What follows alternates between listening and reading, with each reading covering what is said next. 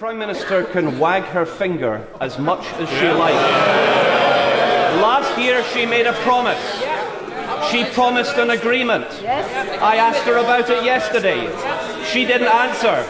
I asked her about it now. She hasn't answered. When will she reach an agreement, not discussions, an agreement with the Scottish Government before triggering Article 50?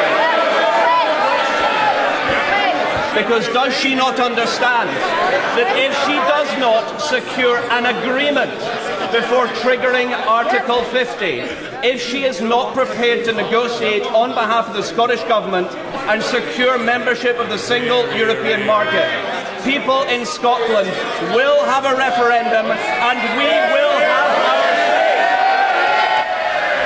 The Prime Minister!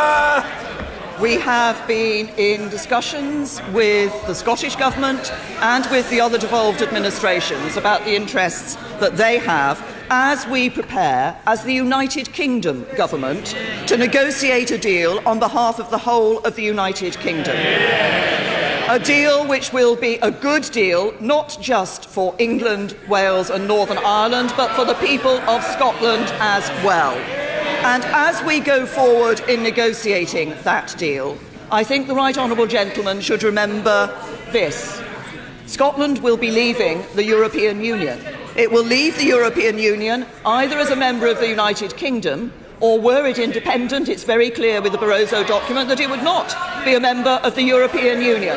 What we need now is to unite, to come together as a country and to ensure that we can get the best deal for the whole of the United Kingdom.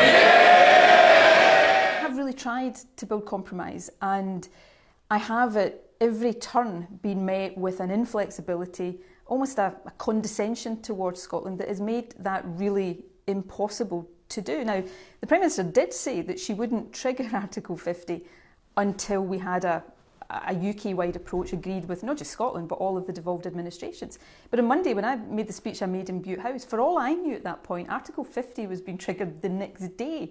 I didn't even know that for sure, but I certainly wasn't aware of any UK-wide agreement. The day Theresa May made the Lancaster House speech, I spoke to her on the phone a couple of hours or so before she made the speech, and I asked her a direct question. Are you going to rule out UK single market membership? And the answer she gave me was, that's not a binary choice.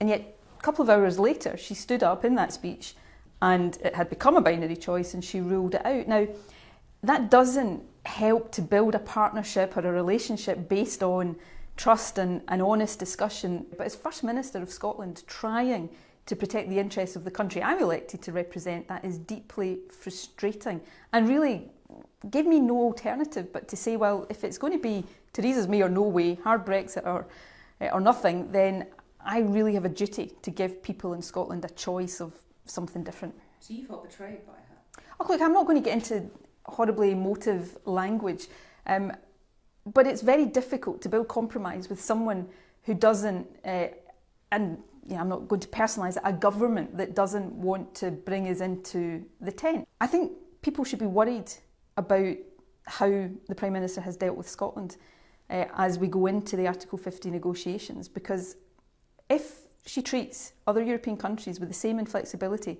as she's treated Scotland, then I think this process is headed for the rocks.